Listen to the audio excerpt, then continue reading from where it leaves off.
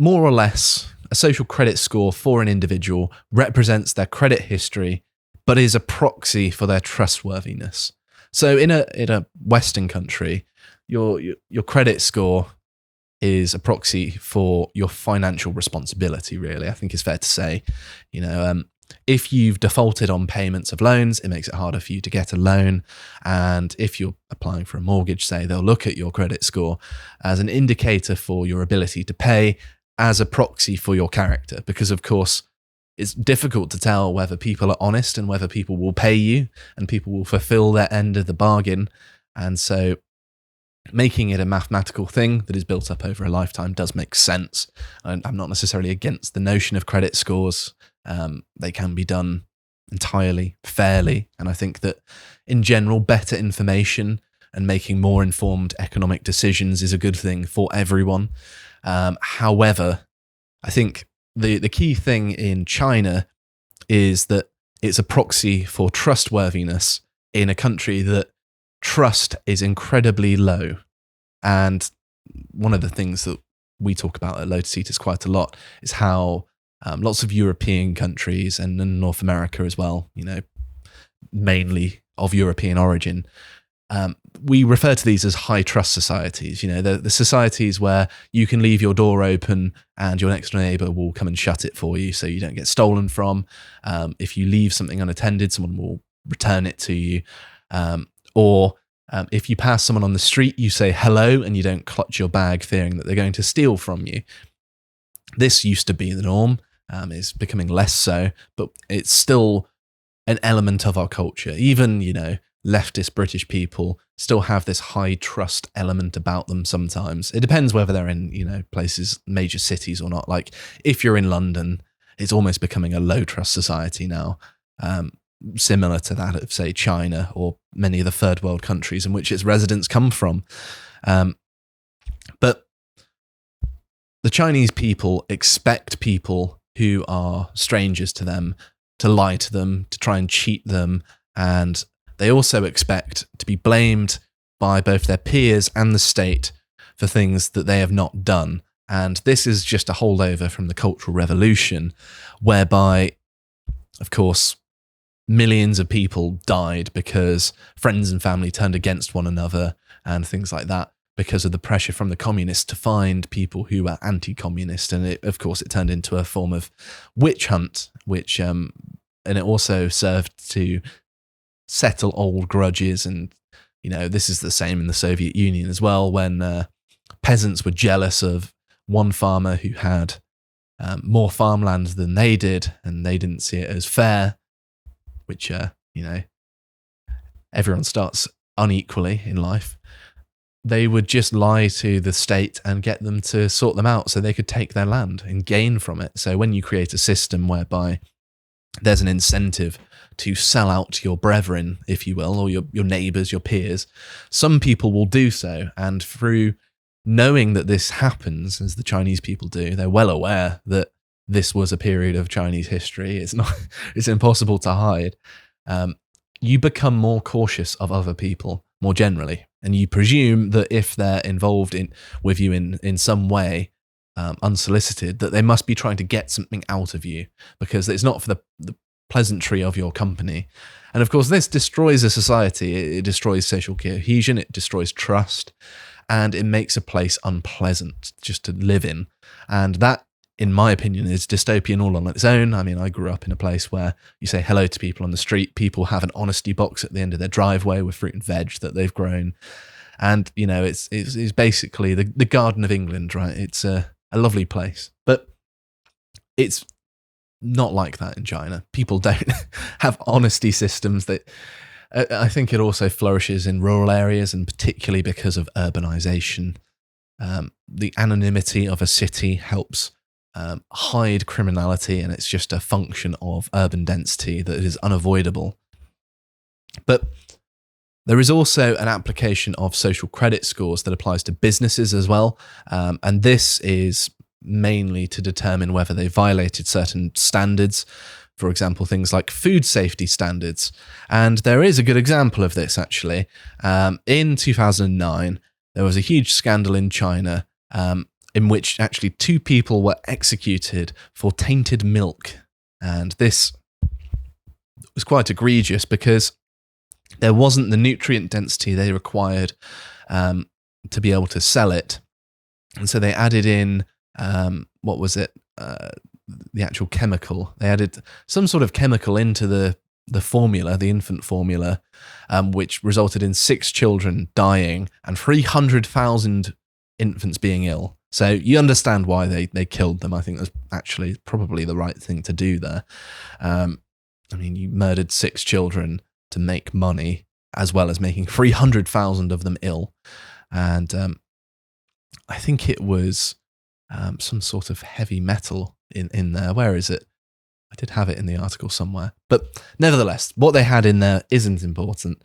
The important thing is that these sorts of things where companies were cutting corners to make money was going on. And I know that happens in the West, but it was even worse in China at the time. And so it made sense for them to introduce some sort of way of gauging the reliability of the company. In, the Western world, generally you have lots of different private rating agencies that determine how good a company is, more or less. You've got things like Trustpilot, you've got Which in the UK, I think, but you've got websites that basically review different companies and how pro-consumer their services are, and they go through with a fine-tooth comb and try and spot who the bad actors are. Of course, we also have government agencies and lots of regulations determining the conduct of these businesses, which China certainly did have. But of course, it's such a large country that inevitably things are going to slip through the cracks because of the scale of what they have to do, and particularly because of how authoritarian and I suppose you could say, what can you refer it to? All-encompassing the governance is in China. So the social credit system also doesn't apply across China evenly. It's actually divided up into different provinces, and each province manages the social credit system slightly differently. There was a push, of course, from the central government, the CCP, but the provincial governors were actually charged with executing this, and this style of governance has been around in China since ancient times, where you have a sort of emperor figure ruling the entire nation, but the provinces are sort of their own dominions that answer to the emperor, Emperor Xi or Winnie the Pooh, whatever you want to call him. And of course, you can see here the development of the social credit system is marked by lots of regional differences, as the title says, and the lighter yellow color indicates fewer documents, the darker sort of red color indicates more documents, and it's between 0 and about 40. That's how many documents vary in Sichuan, Jiangsu, Shanghai, and I'm really butchering these. Zhejiang are some of the provinces that have the most, and Xinjiang, Tibet, and Liaoning are some of the provinces that have the least, as well as Henan and Hunan. I'm probably getting those wrong as well, but close enough. And so I find it interesting, actually, that some of the provinces that are the most unruly, Xinjiang and Tibet, there's lots of questions. You got the Uyghurs in Xinjiang, who we'll be getting onto them later. And of course, you've got Tibet, who it could be argued may not even belong in China. And of course, there's a separatist movement there that's heavily suppressed, and they're heavily surveilled. And so you'd think that if this were an instrument of repression, that those provinces would have the largest amount of requirement to actually get it going. And I'm not, carrying water for the CCP. I think they're horrible people and all of that. And I also think that the social credit system is very dystopian. But the way it's been communicated as, this is the way of the CCP controlling people, isn't quite right. It is a means of controlling people, but not as directly as people argue. And I think the devil here is in the details, because, as I said at the start of this, China is the sort of canary in the coal mine for how technology is going to be used dystopianly, if that's a word, in the West. And so having an accurate understanding of what's going on in China is important. And I'll be getting on to why it's particularly insidious later. Of course, there are things about it that are insidious, but it's been exaggerated to a certain extent, I suppose, is the point I'm trying to make. But let's get on to the nuts and bolts of what it actually does. So here are some things that demote the score. Having a court order to repay owed money is the main thing. And it's worth mentioning as well, if it gets to the point where you're in court for owing someone money, that's quite an extreme scenario. That's true of anywhere in the world, really. Normally, when people borrow money, they're able to repay it until they've paid off the loan.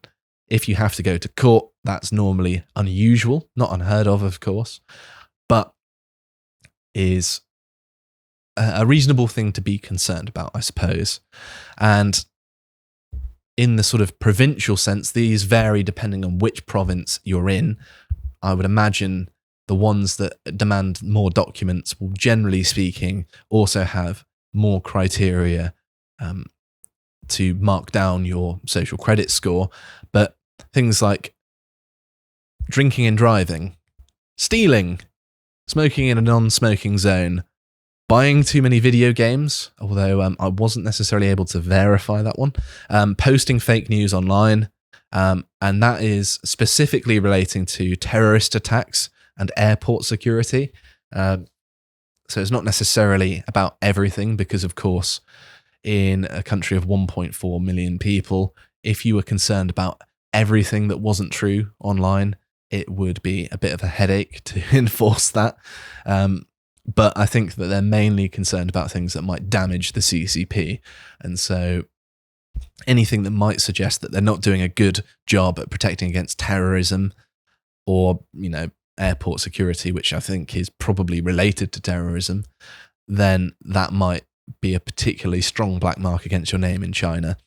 And also other ones are playing video games for too long, which I am very much against. That's enough to be against the social credit system alone, in my opinion. Wasting money on frivolous purchases, again, that's a very dystopian thing. Who determines what is frivolous, what is necessary?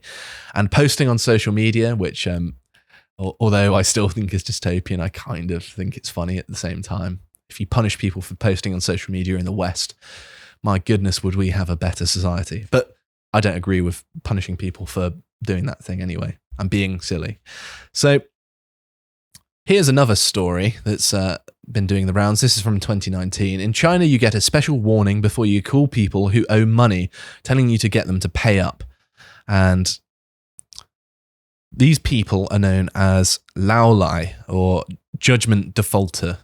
And this is specifically referring to someone as being untrustworthy. To watch the full video, please become a premium member at lotuseaters.com.